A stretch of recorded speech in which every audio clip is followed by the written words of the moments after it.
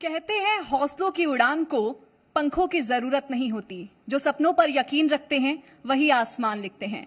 जोहार, नमस्कार, स्वागत है आप सभी का हमारे खास कार्यक्रम उड़ान छत्तीसगढ़ में और मैं हूं आपके साथ शगुन सिंह। दोस्तों, आज हम छत्तीसगढ़ की धरती पर मौजूद हैं, जिसको पहले कभी प्राकृतिक संसाधनों के लिए जाना जाता था, लेकिन आज यही छत्तीसगढ़ आगे बढ़ रहा है। ये नया छत्तीसगढ़ है जिसके सपनों में उड़ान है, जिसके हौसलों में साहस है और जहां के युवा तेज गति से आगे बढ़ रहे हैं और हर क्षेत्र में आगे सफलताएं हासिल कर रहे हैं, जिसमें हम सार्थक चर्चा करेंगे, जिसके बारे में हम जानने की कोशिश करेंगे कि आखिरकार धान के कटोरे से लेकर देश के उभरते औद्योगिक क्षेत्र तक का, औद्योगिक केंद्र तक का ये सफर कितना मुश्किल रहा, कितनी यहाँ पर मुश्किलें को पार करके इस पूरे सफर को हासिल करना पड़ा। ये सफर उन लाखों मेहनती लोगों का है, दूरदर्शी उद्यमियों का है, सपने देखने वाले युवाओं की बदौलत ही संभव हो पाया है, जिन्होंने हर चुनौती को अवसर में बदला है और ये चुनौतियां कैसे पार करी, इसको भी हम जानेंगे। जब बात विकास की होती है तो हर क्षेत्र की हम यहाँ पर बात करते हैं और इसी के साथ ही आज के इस खास कार्यक्रम की हम शुरुआत करते हैं, चूंकि हमारे बीच में मुख्य अतिथि के रूप में डिप्टी सीएम मौजूद हैं, जिनका हम स्वागत भी करेंगे और जिनसे जानने की भी कोशिश करेंगे। उनके लिए मैं दो शब्द यहाँ पर कहना चाहूंगी। जो जन जन की आशाओं को नई दिशा देता है, जो विकास के सपनों को हकीकत में बदलता है, ऐसे नेतृत्व का स्वागत करना अपने आप में सौभाग्य की बात है और हमारे साथ वो यहाँ पर मौजूद हैं। आज उड़ान सीजन 2 के इस विशेष कार्यक्रम में हम सबके बीच में छत्तीसगढ़ के उप मुख्यमंत्री, ऊर्जावान नेतृत्व और जनसेवा के प्रति समर्पित व्यक्तित्व आदरणीय विजय शर्मा जी मौजूद हैं। जब हमारा प्रदेश उद्योग, उद्यमिता और आत्मनिर्भरता की नई उड़ान भर रहा है, तब ऐसे नेतृत्व का मार्गदर्शन और प्रोत्साहन हम सभी के लिए प्रेरणा का स्रोत बनता है। सर, आपकी उपस्थिति इस आयोजन को, गरिमा को और बढ़ा रही है। हम आपका हार्दिक स्वागत करते हैं और मैं आपसे अनुरोध करती हूं, आप कृपया करके मंच पर आएं और इस मंच की शोभा को बढ़ाएं। मैं आपको आमंत्रित करती हूं, आदरणीय विजय शर्मा जी, आप प्लीज मंच पर पधारें और उसके साथ ही मैं जी मध्य प्रदेश छत्तीसगढ़ के एडिटर इन चीफ मोहित सिन्हा जी को भी मंच पर आमंत्रित करती हूं। आप आइए प्लीज और डिप्टी सीएम का स्वागत यहां पर कीजिए, क्योंकि इनकी मौजूदगी इस पूरे कार्यक्रम को और भी शानदार बनाती है। तो देखिए, आज हम बात करेंगे छत्तीसगढ़ की उड़ान की। आज हम बात करेंगे उस छत्तीसगढ़ की जो कभी सिर्फ प्राकृतिक संसाधनों के लिए जाना जाता था, जिनको हम लगातार आगे बढ़ते हुए देख रहे हैं। और इसी के साथ ही मैं मंच पर आमंत्रित करना चाहूंगी श्री आसिक पाठक जी का, जो कि मैनेजिंग डायरेक्टर हैं एपिकॉन इंफ्रा के। आपका भी बहुत बहुत स्वागत है। महादेव घाट सस्पेंशन ब्रिज का डिजाइन तथा निर्माण आसिक पाठक जी द्वारा ही किया गया है। इस ब्रिज का लोकार्पण उससे समय के मुख्यमंत्री माननीय श्री रमन सिंह जी द्वारा किया गया था साल 2018 में। इसके बाद राजीव लोचन मंत्री सस्पेंशन ब्रिज का निर्माण हुआ, उसका डिजाइन तथा निर्माण भी आसिक पाठक जी द्वारा ही किया गया था। तो आज के इस खास कार्यक्रम में हम उस गति की बात करेंगे, उस प्रगति की बात करेंगे, जिसके रास्ते पर छत्तीसगढ़ लगातार आगे बढ़ रहा है। तो देखिए, आज का ये कार्यक्रम बहुत ज्यादा महत्वपूर्ण है और इसी के साथ ही इस विकास की यात्रा का जश्न है, जिस जश्न में हम सभी आज यहाँ पर शामिल हुए हैं। तो आइए मिलकर इस जश्न की शुरुआत करते हैं और इस जश्न को आगे बढ़ाते हैं, क्योंकि आज का एक खास कार्यक्रम बहुत ज्यादा खास होने वाला है। Over to you Mohit sir. Bengal चुनाव में बीजेपी की जीत हुई और उस जीत में एक भूमिका छत्तीसगढ़ के डिप्टी सीएम विजय शर्मा जी की भी रही। तो छत्तीसगढ़ से लेके बंगाल पर चर्चा करने खुद विजय शर्मा जी हमारे बीच मौजूद हैं। स्वागत है आपका। मेरा पहला सवाल छत्तीसगढ़ से है कि नक्सलवाद के खत्म होने के बाद बस्तर की जमीन पे सबसे बड़ा बदलाव आप क्या देखते हैं? बस्तर में मेले मड़ई में रौनक आ गई है। बस्तर में चौराहे पर, गांव के चौक पर बैठा व्यक्ति निश्चिंत है, डर नहीं है अब उसको। बस्तर में एक गांव से दूसरे गांव लोग मेहमान के तौर पर अब आना जाना शुरू कर चुके हैं फिर से। बस्तर में मैं अभी गया था तो कुछ लोगों ने मुझे कहा कि हमको लग रहा है अभी देश आजाद हुआ है। ये मूल बदलाव है जो बस्तर में अभी आप देख सकते हैं। नक्सलवाद को लेकर सियासत भी बहुत हुई है, तो इसका श्रेय आप किसको देना चाहते हैं? नक्सलवाद का समापन, उस आर्म्ड कैडर का समापन 31 मार्च 2026 को हो जाएगा। जब इस बात का ऐलान माननीय केंद्रीय गृह मंत्री जी ने किया था, मैंने हंसी भी उड़ाई गई थी लोगों के द्वारा, और उसके बाद जब आज ये पूरा हुआ है तो कुछ लोग हैं जो विश्वास ही नहीं करते, अभी भी राजनीति कर रहे हैं। जो आप कह रहे हैं हुआ था ऐसा नहीं, अब भी कर रहे हैं, लेकिन इन कुछ लोगों के कुछ कहने से कुछ नहीं होता है। जनता के मन में ये भाव था कि हमारे क्षेत्र से नक्सलवाद समाप्त होना चाहिए। आर्म्ड फोर्सेस के जवानों का संकल्प था कि इसको समाप्त होना चाहिए, और माननीय अमित शाह जी, उनका संकल्प बड़ा है, संकल्पवान है, और उस संकल्प को धरातल पर उतारने का सामर्थ्य भी रखते हैं। तो जो कुछ हमने देखा, अपनी आंखों से महसूस किया, मैं तो उस दौर पर साथ रहा पूरा। हमारे प्रदेश से नियत समय, नियत तिथि से 5 दिन पहले आर्म्ड कैडर पूरा का पूरा नक्सल समाप्त हो गया। 2-2.5 वर्षों में ही। इस बात का विश्वास भी वो लोग नहीं कर पाते हैं आज। परंतु ये बात मैं जरूर कहना चाहता हूं कि बस्तर के लोगों से मिलते रहे, ले और ओएना एक योजना बना करके हम बस्तर के नौजवानों को यहां लेकर आते रहे। 25 साल का लड़का भी टीवी नहीं देखे रहता था। मैंने 10 बार आपके मंच से इस बात को बताया, कई बार कहा इसको। और कुछ लोग शहरों में बैठकर बस्तर को अब भी वैसे ही अजायब घर जैसे बनाए रखना चाहते थे। कहते थे कि कोई वहां क्यों जाएगा, क्या होना है वहां पर। अरे भाई, बच्चे कुपोषित हैं अभी भी वहां पर अभी भी बिजली नहीं है गांव में, सड़क नहीं गई है गांव में। इन सबको करने के लिए इसकी आवश्यकता है कि इस तरह के नासूर को समाप्त होना चाहिए। तो आर्म्ड फोर्सेस के जवानों ने, सरकार के संकल्पों ने, समाज के प्रयासों ने नक्सलवाद को समाप्त कर दिया। जो लोग मुख्य धारा में लौटे हैं नक्सलवाद से, तो उनके लिए सरकार क्या कर रही है, और आगे कोई आर्म्ड मूवमेंट ना हो इसको रोकने के लिए सरकार का क्या प्लान है? जो लोग वापस आए हैं, मतलब कुल मिलाकर के इन 2 ही वर्षों की कहानी मैं आपसे कह रहा हूं, पुराने और भी, लेकिन इन 2 वर्षों में 3000 लोग लगभग पुनर्वास किए, और उसमें सारे कैडर थे। मतलब एक पार्टी मेंबर से लेकर के सीसी मेंबर तक ये लोग वापस आए। ये लोग वापस आए हैं तो इनके पुनर्वास केंद्र हैं, स्किल डेवलपमेंट किए जा रहे हैं। 3000 लोगों में से 1500 से अधिक निरक्षर हैं। समाज हमारा सुने कि 3000 में से 1500 से अधिक निरक्षर हैं, और इन निरक्षकों को लेनिनवाद पढ़ा करके, माओवाद पढ़ा करके, भगवान जाने कैसे हुआ क्या हुआ, इनको बंदूक रखा करके जंगलों में घुमाया गया। अभी कोई बताए इस बात को कि निरक्षर हैं जो साथी, पहले तो साक्षर करना चाहिए ना, पहले तो कोई स्किल उनके हाथ में होना चाहिए। कोई दूसरा स्किल उनके हाथ में नहीं है, AK-47 जरूर चलाना जानते। क्या ऐसे बनाया जाएगा सब समाज को? क्या ये नक्सलवाद हो सकता है, ये माओवाद हो सकता है? क्या इसको अलाउ किया जा सकता है? क्या कोई ये सोचे कि दिल्ली में बैठ करके कोई लिखता है, कोई बोलता है, इनके पक्ष में बोल सकता है? क्या इन्होंने आदिवासी समाज के साथ उचित किया, बस्तर के साथ उचित किया, हमारे छत्तीसगढ़ या देश के अन्य प्रांतों के साथ उचित किया? उसको बहुत अच्छे समझना चाहिए। परंतु जब ये वापस आ गए हैं तो इनके स्किल डेवलपमेंट के काम हो रहे हैं। जो 5 निरक्षर हैं उनको 5वीं पास कराने के काम हो रहे हैं। जिनकी नसबंदी इनके नक्सली कैंपों में कर दिए गए थे, उनकी नसबंदी खुलवा करके माता का सुख और पिता का सुख वो प्राप्त कर सकें, उसके लिए कर रहे हैं।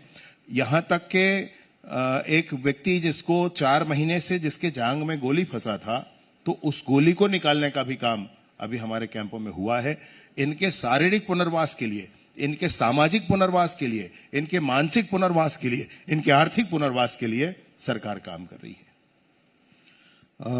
थोड़ी लॉ एंड ऑर्डर पे बात कर ले। लॉ एंड ऑर्डर पे थोड़ा सवाल मन में आता है, खासकर जो चाकूबाजी की घटनाएं बहुत बढ़ी हुई आजकल हम सुनते हैं। इसको रोकने के लिए कोई प्रयास, क्राइम को? 2 बातें आपसे कहूंगा। पुलिस में और जज्बे की जरूरत है, मैं स्वीकारता हूं, मैं मना नहीं करता बिल्कुल इससे। और जज्बे की जरूरत है, जरूर और जज्बा होना ही चाहिए पुलिस में। पहला यह है, आंकड़ों पर जाएंगे तो आंकड़े वैसे नहीं हैं। आंकड़े पुरानी सरकारों से, पुराने वर्षों से के समतुल्य हैं, उसमें वृद्धि नहीं है। लेकिन इस बात का हल्ला भी बहुत है कि ऐसा है, और फिर भी मैं ये कहता हूं कि एक के साथ भी है तो उतना ही परेशानी मुझे है, सबको है। समाज में स्वस्थ और निर्भीक माहौल होना ही चाहिए। इसके लिए काम कर रहे हैं, नशे के विरुद्ध काम कर रहे हैं। हमने ही अभी हमारी ही सरकार में 112 जो अर्जेंट कॉल करके पुलिस को बुलाने की प्रक्रिया है, वो आधे प्रदेश में थी, उसको पूरे प्रदेश में लाया गया है, अभी किया गया है। अभी हमने सिर्फ रायपुर जिले के लिए ही 60 नई गाड़ियां उनको प्रोवाइड की कि आप इसमें जल्दी से पहुंच सकें, आपका रिस्पांस टाइम कम हो सके। इसके साथ ही साथ दुर्ग में, रायपुर में और बिलासपुर में सामान्य पेट्रोलिंग होती थी पुलिस की, हमने ड्रोन पेट्रोलिंग शुरू कराया। ये ड्रोन पेट्रोलिंग कॉन्सेप्ट ही यहां से अभी शुरू कर रहे हैं। मतलब ड्रोन फिक्स्ड लोकेशंस पर भी जाता है और माने कस्टमाइज्ड लोकेशंस पर भी जाकर के जहां जरूरत है वहां। अभी अब उसमें हम अनाउंसमेंट भी शुरू कर रहे हैं। ड्रोन जाकर के अनाउंसमेंट करेगा, व्हेनेवर इट इज नीडेड, वहां पर जाकर के अनाउंसमेंट भी कर सकता है। इस प्रोसेस पर भी चल रहे हैं। नशे की परेशानियां हैं, नशे की काफी परेशानी है, तो एनडीपीएस के विषय पर पुलिस काम कर रही है। और 2 बातें हम कर रहे हैं इस बार कि कोई पुड़िया रखकर बैठा है तो वह गुनाहगार नहीं है। End to end investigation, end to end action कि जिसके यहां से आया है और जहां जा रहा है वहां तक उस पूरे चैन को खत्म करने का काम। साथ ही साथ एनडीपीएस का कोई अपराधी है तो वो उसने बड़ा अपराध किया और उसके बाद 6 महीने जेल काट करके आएगा तो उसको उसकी संपत्ति नहीं मिलेगी। पहली बार छत्तीसगढ़ में सफीमा कोर्ट के माध्यम से एनडीपीएस के प्रकरणों में प्रॉपर्टी अटैच करने का काम कर रहे हैं और वे 25 करोड़ से ज्यादा की कर चुके हैं। तो ऐसे विभिन्न आयामों पर काम चल रहा है। एक चीज जो दूसरी मैं आपसे कहना चाहता हूं, अधिकतम बहुत सारी घटनाएं जो हम सामने देख रहे हैं, वो घटनाएं क्या हैं? 2 दोस्त हैं, साथ घूम रहे हैं, कई कई दिनों से साथ घूम रहे हैं, अचानक लड़ाई हुई और एक ने दूसरे को मार दिया। परिवार में, परिवार के सदस्य हैं, अचानक किसी ने किसी को मार दिया। ये जो घटनाएं समाज में बढ़ रही हैं, ये पूरे समाज के चिंता का विषय है। और इसके लिए मैं जरूर आपसे निवेदन करता हूं कि इस पर भी ये जो हो रहा है घटना, ये घटनाएं जैसे हो रही हैं हम निकाल सकते हैं इसको पूरे जिलेवार, थानेवार के, ऐसी कितनी घटनाएं हुई जिसमें क्लोज रिलेशन है फिर भी ये हो गया। तो धैर्य क्यों कम हो गया है लोगों का इतना, ऐसे क्यों हो रहा है? यह भी एक बार हमारी चिंता का विषय है, समाज की चिंता का विषय है। आपके माध्यम से आएगा तो और अच्छा होगा। रायपुर में कमिश्नरेट सिस्टम लागू हुआ तो इसका आकलन कैसे करते हैं? इससे क्या फायदा होगा पुलिस विभाग को? पहले पूरे रायपुर जिले में, जो रायपुर अभी मुख्यालय है, शहर है और इसका ग्रामीण क्षेत्र है, इस पूरे जिले में 1 एसपी हुआ करते थे। अभी रायपुर शहर में ही 1 आईजी और 4 एसपी हैं। उनके नीचे का पूरा कैडर फिर है, बहुत क्लोज मॉनिटरिंग है। और फिर बाकी क्षेत्र जो है ग्रामीण क्षेत्र, उसके लिए भी 1 एसपी। ये बहुत बड़ा फर्क है। इसमें फर्क ऐसा है कि जो अनेक ऐसी धाराएं हैं, मैंने 294, 294 और 108 इस तरह की जो धाराएं हैं जिसमें जमानत होना होता है, जमानत देना है या नहीं देना है इसका निर्णय करना पड़ता है। ये एसडीएम पहले किया करते थे, अब ये कमिश्नर के हाथ में। तो पुलिस ही सुनवाई उस पर करके अपना निर्णय इस बात तक पहुंच जाती है कि अभी क्या स्थिति करनी। चीजें फास्ट हुई, अनेक आदेश ऐसे हैं जो पुलिस जारी कर सकती है। कमिश्नरेट हमारे छत्तीसगढ़ की आवश्यकता थी, जो हमारी सरकार ने, माननीय विष्णुदेव साय जी ने पूरा किया। और हम देखते हैं कि देश में हर एक बड़े शहर में यह सिस्टम लागू है। इससे जरूर फर्क आता है। तो इससे हम माने कि और भी जगह ये सिस्टम शुरू होगा छत्तीसगढ़ में? हाँ, डेफिनेटली, मैं तो कोशिश कर ही रहा हूं। थोड़ी अब बंगाल की बात करें। अब बंगाल चुनाव में बहुत सक्रिय रहे, तो ये जो जीत हुई है, ये आपने इसके बारे क्या सोचा था? ये आप जानते थे, आपका विश्वास था, ये भी आपके लिए सरप्राइज था बीजेपी की? इतनी बड़ी जीत तो सरप्राइज ही है, सबके लिए है। लेकिन एक बात आपसे जरूर कहता हूं, आज के जिस पॉइंट ऑफ टाइम पर हम हैं, आज जो भी हो स्थिति, एक समय आएगा जब विज्ञान इस बात को प्रमाणित करेगा कि कोई लहर चलती है और सबके मन को सेट करते जाती है। वो लहर बंगाल में मैंने महसूस की है, वो है, ये उसका एग्जिस्टेंस है। आएगा समय बाद में जब इसको भी प्रमाणित किया जाएगा। जैसे इलेक्ट्रोमैग्नेटिक वेव कौन मानता था, आज मानते हैं सर। ऐसा ही कुछ है। बंगाल में जनता के मन में बड़ा ही आक्रोश था, मैं इस बात को महसूस भी किया। तब लगता था कि कुछ हो सकता है, इतनी ही कल्पना थी कि कुछ हो सकता है। जो कुछ हुआ है वह तो आश्चर्यजनक है, और वो इस बात को समझ में आने वाली है कि जब आज देखेंगे आप कि उनके 60-58 विधायक उनको छोड़कर चले गए टीएमसी को, 20 सांसद उनको छोड़कर चले जा रहे हैं, बड़े बड़े टीएमसी के नेता को मुश्किल से पुलिस बचा पा रही है, नहीं तो जनता मार दे उनको। ये जो घटनाएं आप देख रहे हैं तो हम समझ सकते हैं कि वहां क्या स्थिति रही होगी। जो वहां के लोग, हमारे कार्यकर्ता बताया करते थे, तब ये लगता था कि कुछ ज्यादा बता रहे हैं क्या, लेकिन आज जब ये स्थिति देखते हैं तो समझ में आती बात। बीबीसी का एक न्यूज है, मैंने अपने फेसबुक पर पोस्ट किया हुआ है। उस न्यूज में दिखा रहा है कि जैसे भाजपा की सरकार बनी है, बल्क में लोग बांग्लादेश वापस जा रहे हैं। वहां बीबीसी वाले बात कर रहे हैं उनसे। मैं इसलिए कह रहा हूं भाई BBC, I am sorry to take the name, लेकिन मैं इसलिए आपसे कह रहा हूं कि पुरानी संस्था है, रेपुटेड है, काफी पुराना है नाम, इसलिए ये हो रहा है वहां पर। तो भाई जिस चीज की आवश्यकता वहां पर लोगों को थी, सडन डेमोग्राफी चेंज क्यों होना चाहिए? बंगाल में ऐसा क्यों हो रहा था? क्या ये वोट बैंक बन रहे थे आकर के? एसआईआर का विरोध करने का सिर्फ एक कारण था कि जिसके आधार नहीं है बंगाल में, वो भी बंगाल का मतदाता बना फिरता था, हटना चाहिए था। और अभी जो कुछ आप स्थिति वहां देख रहे हैं, मैं जिस दिन रिजल्ट आउट हुआ उस दिन दुर्गापुर उत्तर नामक विधानसभा में था। स्पष्ट संदेश आ रहा था कि पूरे प्रदेश में भाजपा की सरकार बन रही है और लोग प्रचंड मतों से जीत रहे हैं। वहां जो कार्यकर्ता मेरे साथ थे वो फूट फूट कर रो रहे थे। आपको आश्चर्य होगा, जीत की उस खुशी में मैंने भी पकड़कर पूछा कि भाई क्या बात है। युवा मोर्चा का एक प्रदेश जिला अध्यक्ष था हमारा, उसने कहा मेरे ऊपर 35 एफआईआर है, अभी नहीं होता तो भगवान जाने मेरा क्या हो जाता। तो जिस परिस्थितियों से वहां की जनता जूझ कर निकली है, जिन परिस्थितियों में वहां भाजपा के कार्यकर्ताओं ने अदम्य साहस का परिचय दिया है, एक गजब हुआ है पश्चिम बंगाल में। इसकी जरूरत थी। वही नहीं, हम आज यहां भी घुसपैठिया पकड़ते हैं तो वो पश्चिम बंगाल के थ्रू ही आया हुआ होता है, और देश में अन्य राज्यों में पकड़ रहे हैं वहां भी वैसी हुआ होगा। तो ये आवश्यकता ही थी। आपने घुसपैठियों की बात की, तो जैसा आपने बताया वहां आइडेंटिफाई करके उनको भेजा जा रहा है। तो आपने एसटीएफ बनाया था, हर जिले में है, तो एसटीएफ की क्या प्रोग्रेस है? ये जो बांग्लादेशी 2 महीने बाद उनकी बैठक है जी, सभी आएंगे जो नोडल हैं उसके अपने रिपोर्ट्स के साथ। अभी भी हमारे होल्डिंग सेंटर में कुछ लोग हैं जो पकड़े गए हैं। एक और कैंपेन करके पूरी ताकत के साथ इस बात को सुनिश्चित करना कि एक भी घुसपैठिया हमारे यहां ना हो, ये हम लोग करेंगे यहां पर। अब एक और अहम मुद्दे पे बात कर ले, वो है धर्मांतरण। कानून बन गया, उस पे काम भी हो रहा है, लेकिन विपक्ष ये आरोप लगाता है कि इससे लोगों में आस्था जो वो फॉलो करते हैं उनमें एक डर का भी माहौल रहता है। तो इस पे आप क्या कहेंगे?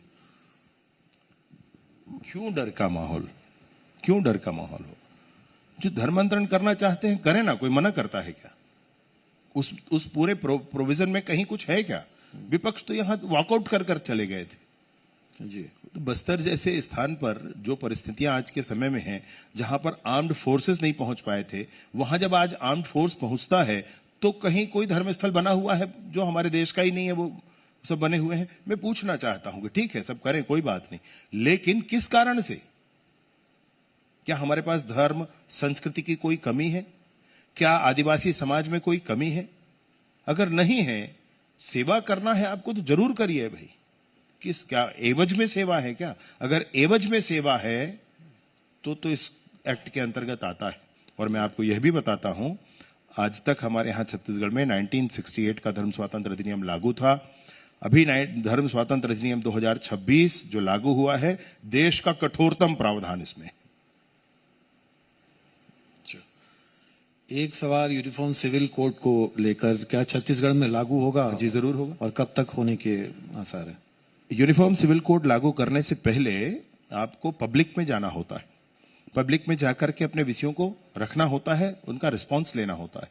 और जब पब्लिक में इस रिस्पांस आ जाता है तो उसके कॉन्सिक्वेंसेस के आधार पर कहां क्या करना है, क्या नहीं करना है, इसके आधार पर यूनिफॉर्म सिविल कोड तैयार किया जाता है। तो हमारे यहां फोरम भी बन गया है, वो पब्लिक में जाना आप शुरू भी कर रहे हैं। मैं सोचता हूं कि 1 साल के अंदर अंदर आ जाएगा। आजकल देखने में आता है कि जनप्रतिनिधि और जो अधिकारी है, कर्मचारी है सरकारी, उनमें कुछ टकराव की स्थिति जैसे सरगुजा में हुई। इस पे आप क्या कहेंगे, ऐसा क्यों हो रहा है? सरगुजा की स्थिति तो उचित नहीं है, होनी नहीं चाहिए थी। और जो कुछ भी चाहे वहां हो, कहीं और भी ऐसी स्थिति दिखती है, उसमें दोनों ही पक्षों को समझना होगा। अधिकारी कर्मचारियों को भी समझना होगा कि ऐसा नहीं होना चाहिए। उनको जिस तरह से काम करना चाहिए वैसे करना होगा। पॉलिटिकल लीडर्स जो हैं उनकी बात भी सुननी होगी, समझनी होगी, क्योंकि यह भी वर्ग होता है जो दिन भर खटता है, दशकों तक खटता है, तब किसी पोजीशन पर होता है। और हम लोगों को भी ये ध्यान रखना होगा कि हमारा भी संयम बरकरार रहे। एक विषय है पीएम आवास योजना का। जब कांग्रेस की सरकार रही तो आपने कई सवाल उठाए उन पे, उनकी कार्यशैली पे। तो मैं आपसे पूछता हूं कि 2.5 साल में पीएम आवास योजना में क्या प्रोग्रेस है? बहुत अच्छा, आभार आपका इस प्रश्न के लिए ही आभार। मैं एकदम सबको बताना चाहता हूं कि अभी 2.5 साल हुआ है विष्णुदेव जी की सरकार का, और प्रधानमंत्री आवास योजना के माध्यम से क्या हुआ है। प्रधानमंत्री आवास किसको मिलता है? तो मैं, मुख्यमंत्री जी, प्रधानमंत्री जी भी चाहें तो मनोवांछित किसी व्यक्ति को नहीं दे सकते।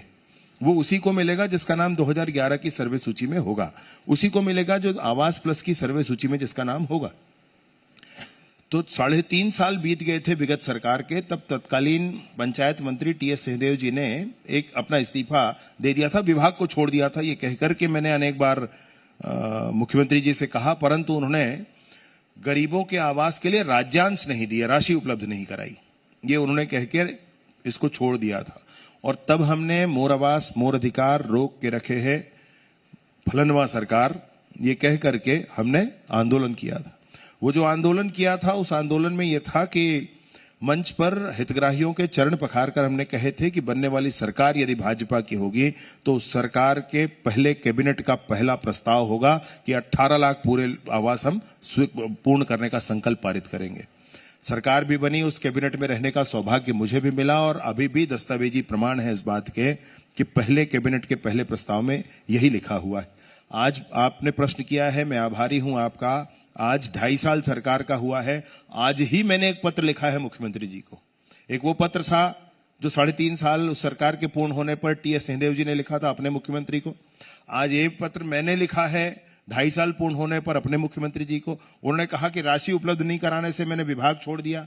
मैंने लिखा है कि आपने 26,000 करोड़ से ज्यादा की राशि उपलब्ध कराई, 26,000 करोड़ से ज्यादा की राशि उपलब्ध। और मैंने ये भी लिखा है उसमें कि आज जब मैं आपसे कह रहा हूं कि तब 10,60,000 आवास इन 2.5 वर्षों में पूर्ण किए गए, 10,60,000 आवास। और पिछले वर्ष 2025 में जनवरी से अक्टूबर तक प्रतिदिन 2,000 आवास पूरे होते थे हमारे, वो देश में सबसे ज्यादा था।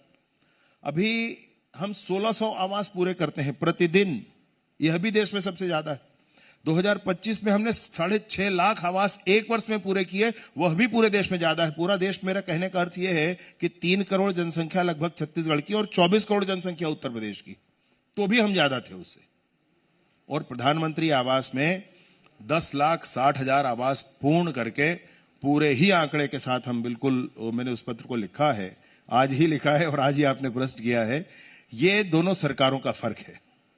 गायों की बात कर ले, आपने गौधाम शुरू किया और शहरों में भी गौधाम अब शुरू कर रहे हैं, लेकिन कांग्रेस करती है कि आपने गौठान बंद करके सिर्फ राजनीति की, और गायों की जो असली सेवा कांग्रेस ने की है, ये सिर्फ राजनीति है। इस पे क्या कहेंगे? किसी भी छत्तीसगढ़ के गांव वाले से पूछ लें कि कांग्रेस की उस सरकार से पहले उसके गांव में गौठान था कि नहीं था। किसी भी गांव वाले से पूछ लें भैया, अगर कोई आप में से गांव वाला होगा तो वो भी समझता होगा कि कांग्रेस की सरकार से पहले गौठान था कि नहीं था। गौठान तो था ही था भाई। मैं अब यहाँ पर बैठा हूं, फिर अब कहूं कि मैं ये जी वाला, मैंने यहाँ पोस्टर लगा दिया कि जी मध्य प्रदेश छत्तीसगढ़ का, ये इसमें आपका क्या हुआ? तो पहले ही है भाई, मुझे मेरे पोस्टर लगाने से क्या हुआ? तो गांव में गौठान हुआ ही करते थे। अनावश्यक उसमें कुछ लोगों को नियुक्ति करके, अनावश्यक उसमें कुछ लोगों को पैसा पहुंचाने का काम ये बंगाल से सीख कर आए थे ये लोग। क्लब बनाना, क्लब को पैसा देना, उस क्लब से काम करवाना, वो तो दो बार ऐसा करवा भी लिए, 15 साल रहे, ये पहली बार में ही उखड़ गए। और उसका कारण ये था, छत्तीसगढ़ में पवित्र भाव से काम नहीं होगा तो जनता स्वीकार करती नहीं है। 2.5 साल हो गए सरकार को। आने वाले 2.5 साल में सरकार की प्राथमिकता क्या रहेगी? मुख्य प्राथमिकता? मैंने कोई भी सरकार होती है वो 2.5 साल की होती है प्रारंभिक, उसके बाद वही काम आगे किया जाता है, पूर्ण होता है। छत्तीसगढ़ में उद्योगों के स्थापना की बहुत बड़ी संभावना है।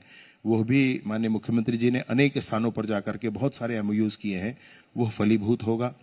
छत्तीसगढ़ में बस्तर ऐसा क्षेत्र है जहां पर यह निश्चित किया गया है, ये बहुत महत्वपूर्ण है, मैं जरूर आप सबका ध्यान चाहूंगा, विशेष रूप से जो यंगस्टर्स पीछे बैठे हैं उनका जरूर ध्यान चाहूंगा। आप मेरी बात सुने और इस बात को जरूर ध्यान रखें। अफवाह फैलाने वाले कुछ भी कहते हैं कि बस्तर में ये हो रहा है, वो हो रहा है। मैं आपको बताना चाहता हूं कि मेरे केंद्रीय नेतृत्व ने बहुत स्पष्ट किया है कि बस्तर में किसी उद्योग की आवश्यकता अभी नहीं है। बस्तर को बस्तर के जीवन के अनुरूप, बस्तर के लघु वनोपजों के आधार पर उसके प्रगति के मैदान पर के मार्ग पर प्रशस्त किया जाए, ऐसा बिल्कुल स्पष्ट हुआ है। तो बस्तर में किसी उद्योग को छोड़ करके हम उनके कुटीर उद्योगों पर काम कर रहे हैं। वहां पर बस्तर में लघु वनोपज मतलब मैदान का गांव और बस्तर के गांव में फर्क है। मैदान के गांव में बसाहट होती है और खेत होता है। बस्तर के गांव में बसाहट है, खेत है और जंगल है। जंगल बड़ा बोनस है, वहां से सब कुछ मिलता है और वो फ्री मिलता है, आपकी मेहनत पर मिलता है, और उसके बाद उसका विपणन अच्छे से हो जाए, लघु वनोपजों का प्रथम प्रसंस्करण वहां हो जाए और उसका विपणन हो जाए, इस पर काम कर रहे हैं। तो पूरे ही बस्तर में ऐसे बदलाव आपको आने वाले 2.5 वर्षों में जरूर दिखेंगे। अन्य क्षेत्रों में भी छत्तीसगढ़ में प्रधानमंत्री आवास का वादा पूरा किया गया है, इसके जितने काम है पूरे किए जाएंगे। और नए आवासों के लिए, नए गरीब परिवार जिनके कच्चे आवास है, उनके लिए फिर से सर्वे किया जा रहा है। और मैं सोचता हूं कि हम अपने इस विष्णुदेव जी की सरकार में रहते रहते ही मैंने इस 16 लाख के बाद और आगे बढ़कर के आवास बनाना शुरू कर देंगे, यह भी होगा। पुलिसिंग की व्यवस्था में बहुत सारे आधुनिकीकरण की स्थान हैं, वह भी पूरे किए जाएंगे। ऐसे अनेक क्षेत्र हैं जिस पर काम करेंगे। मैं अपने विभाग का कह रहा हूं, सारे मंत्रीगण अपने विभागों के साथ तैयार हैं। एक स्पष्ट सवाल पूछूं कि 2028 चुनाव के लिए बीजेपी तैयार है? भाजपा चुनाव पर ही तैयारी नहीं करती, भाजपा साल भर तैयारी करती। हमारी बैठकियां साल भर होती। कोई पार्टी अपने चुनाव के आते आते ही तैयारियां करती हैं, हमेशा नहीं करते हैं। कारण है, भाजपा का कोई वोट बैंक नहीं होता है। वोट बैंक के आधार पर हम राजनीति नहीं करते। हमको मेहनत, हम लोग कमाने खाने वाले, रोज कमाना रोज खाना जैसे, तो रोज हमको काम करना है। इसलिए भाजपा का संगठन या भाजपा की सरकार दोनों ही अनवरत काम करने वाली होती हैं। अगले चुनाव के लिए हम आज ही तैयार हैं। आपको छत्तीसगढ़ की राजनीति में देखा तो क्या कभी केंद्र की राजनीति में देखेंगे? ये मसला ऐसा है कि मिर्जा गालिब थे, उनकी एक शायरी है, लाई हयात आए गजले चली चले, अपनी खुशी आए ना अपनी खुशी चले। तो जीवन लाया तो आ गए, मौत ले जाएगी तो चले जाएंगे, अपनी खुशी ना आए हैं ना अपनी खुशी जाएंगे। यही बात यहां लागू होती है। जैसा नेतृत्व की इच्छा होगी वैसा किया जाएगा। आपसे बात करना तो बहुत मजेदार रहता है, लेकिन समय की पाबंदी होती है। बहुत आभार। आपका बहुत बहुत शुक्रिया हमारे साथ। ओवर टू यू छाया। बहुत सुघर सेशन रही से सर, अब बड़ा बढ़िया लगे सुन के। और देखिए, छत्तीसगढ़ संभावनाओं का गढ़ यूं ही नहीं कहा जाता, यहाँ पर कई संभावनाएं हैं। और इस बीच हमारे बीच एक खास शख्सियत भी मौजूद है, उन्हें जल्दी मैं स्टेज पर बुलाऊंगी। हालांकि वो किसी पहचान के मोहताज नहीं है, इसीलिए अभी मैं नाम रिवील नहीं कर रही हूँ। लेकिन डिप्टी सीएम के लिए जो स्नेह है, जो प्रेम है युवाओं का, वो आपको देखना चाहिए। दावड़ा यूनिवर्सिटी के बच्चे उनके लिए खास तौर पर एक उपहार लेकर आए हैं। मैं उन्हें बुलाना चाहूंगी मंच पर। सभी बच्चे आ जाएं और अपना स्नेह जो डिप्टी सीएम के लिए छत्तीसगढ़ के मुखिया एक तरह से जो पूरे गृह मंत्रालय का जिम्मा संभाल रहे हैं, उन्हें खासतौर पर भेंट करना चाह रहे हैं। तो देखिए, दावड़ा यूनिवर्सिटी, यहाँ के बच्चे आज जो सोचते हैं वो कल जरूर करते हैं, बखूबी से करते हैं। और यही इनकी पहचान है, किसी पहचान के ये भी मोहताज नहीं। और यही वजह है कि आज वो डिप्टी सीएम से खास तौर पर मुलाकात करके उन्हें एक प्रेम स्वरूप भगवान जी का चित्र सप्रेम भेंट कर रहे हैं। जोरदार तालियां हो जाए इनके लिए। और देखिए, विजय शर्मा जी, उनका नाम ही कुछ ऐसा है कि हमेशा वो जहां भी जाते हैं विजयी होकर आते हैं। और यही उनकी बखूबी की वजह से उन्हें छत्तीसगढ़ के जो युवा हैं, जो यूथ हैं, वो काफी पसंद भी करते हैं। और बेबाकी से जिन्होंने अपनी बात रखी वो तो आपने भी सुना।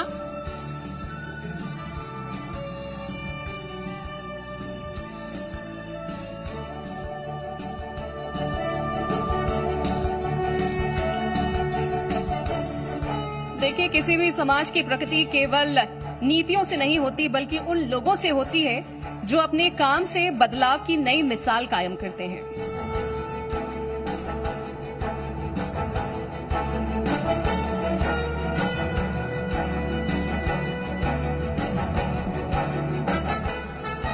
और सभी स्टूडेंट्स का बहुत बहुत धन्यवाद कि उन्होंने,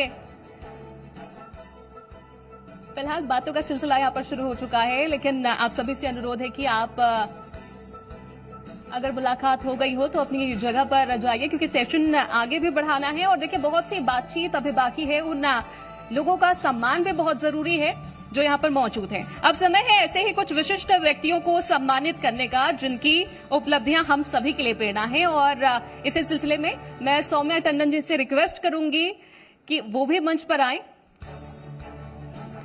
मशहूर अभिनेत्री हैं और देखिए, इसी वजह से मैंने नाम रिवील नहीं किया था। मैंने कहा था कि वो किसी परिचय के मोहताज नहीं। और तालियों की गड़गड़ाहट ये साफ तौर पर बता रही है कि आप सभी इनको पहचानते हैं। और चलिए अब शुरुआत करते हैं सम्मान देने का सिलसिला।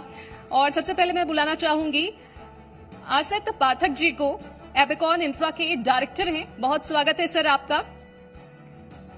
मैनेजिंग डायरेक्टर हैं ये एपिकॉन इंफ्रा के। महादेव घाट, राजीव लोचन मंदिर, ठकुराइन टोला, पाटन जैसे प्रतिष्ठित सस्पेंशन ब्रिजों का डिजाइन एवं निर्माण कर आपने इंजीनियरिंग के क्षेत्र में उल्लेखनीय योगदान दिया है। बहुत बहुत आभार आपका कि छत्तीसगढ़ के इस प्रगति में, बढ़ते छत्तीसगढ़ में, छत्तीसगढ़ के उड़ते उड़ान में आप सहयोग कर रहे हैं। इसके साथ ही मैं बुलाना चाहूंगी मिस्टर सुनील चंद्राकर जी, डायरेक्टर हैं भारद्वाज प्रमोटर्स एंड बिल्डर्स के। मिस्टर सुनील चंद्राकर जी, आपका भी बहुत बहुत स्वागत है सर। सुनील चंद्राकर एक सफल उद्यमी एवं भारद्वाज प्रमोटर्स एंड बिल्डर्स के निदेशक हैं जो मध्यम वर्ग के लोगों को किफायती बजट में प्राइम लोकेशन पर गुणवत्तापूर्ण आवास उपलब्ध कराने के लिए जाने जाते हैं। और यही वजह है कि आज उनका सम्मान हो रहा है। और इसी क्रम में मैं अगले कड़ी में बुलाना चाहूंगी डॉक्टर गरिमा राजिमवाले को। ये भी डायरेक्टर हैं यशवंत हॉस्पिटल के। और देखिए, हॉस्पिटल जब ये शब्द सामने आता है तो हर इंसान के मन में एक उम्मीद जागती है, क्योंकि अगर कोई बेबस होता है, किसी की तबीयत खराब होती है तो सबसे पहले वो हॉस्पिटल का रुख करते हैं। और इसी उम्मीद पर खरा उतर रहे हैं यशवंत हॉस्पिटल। और इसके साथ ही अंकित यादव, इन्हें मैं बुलाना चाहूंगी, डायरेक्टर हैं मार्केट मास्ट्रो के। सर आपका भी बहुत बहुत स्वागत। छत्तीसगढ़ की धरती से निकलकर देश और दुनिया में अपनी पहचान बनाने वाले, निवेश की दुनिया में जिनका नाम विश्वास का दूसरा नाम बन चुका है, भारत के चुनिंदा 500 सेबी पंजीकृत रिसर्च एनालिस्ट में एक, जो सिर्फ स्टॉक्स नहीं पढ़ाते बल्कि लोगों की वित्तीय जिंदगी भी बदलते हैं। और जिंदगी बदलना यानी कि बहुत कीमती पेशा है। और यश उपाध्याय जी हैं हमारे बीच में, उन्हें भी मैं स्टेज पर बुलाना चाहूंगी। यश जी, आप भी स्टेज पर आइए। ये भी डायरेक्टर हैं श्री श्रृंगी हर्बल के। देखिए, इनका कार्य केवल सफलता की कहानी नहीं बल्कि समर्पण, दृढ़ता और उत्कृष्टता का उदाहरण है। और चलिए, आज उड़ान के इस मंच पर हम ऐसी जनप्रतिनिधि का सम्मान करने जा रहे हैं अगली कड़ी में, जिनकी बेबागी से बात आपने सुनी, एक शानदार सेशन आपने सुना, जो छत्तीसगढ़ के विकास, सुशासन और जन कल्याण के प्रति अपनी प्रतिबद्धता के लिए जाने जाते हैं। मैं जी मध्य प्रदेश छत्तीसगढ़ के editor in chief Mohit Sinha sir से रिक्वेस्ट करूंगी कि वो उप मुख्यमंत्री श्री विजय शर्मा जी को स्मृति चिन्ह एवं सम्मान स्वरूप भेंट प्रदान करें। जोरदार तालियों के साथ हम सभी को उनका अभिनंदन करना चाहिए, क्योंकि किस तरह से छत्तीसगढ़ आगे बढ़ रहा है इसकी बानगी आज इसी मंच पर देखने को मिली है। और इसके साथ ही किसी भी प्रदेश की प्रगति के पीछे कई प्रयास होते हैं, अनेक संकल्प होते हैं, निरंतर कार्य की भावना होती है। और ऐसे ही नेतृत्व को हमने सुना है। माननीय उप मुख्यमंत्री जी, इस मंच पर आपकी उपस्थिति हम सभी के लिए प्रेरणादायक रही है। उड़ान परिवार की ओर से आप सभी का हार्दिक आभार और अभिनंदन। और इसी कड़ी में फोटो सेशन का जो सिलसिला है वो भी मैं शुरू करना चाहूंगी। और देखिए एक बार और मैं तालियों से आप सभी का स्वागत कराना चाहूंगी, क्योंकि ये जी मीडिया की टीम है, हमारी टीम है, जो लगातार आपको बेबाक खबरें दिखाती है, सटीक खबरें दिखाती है।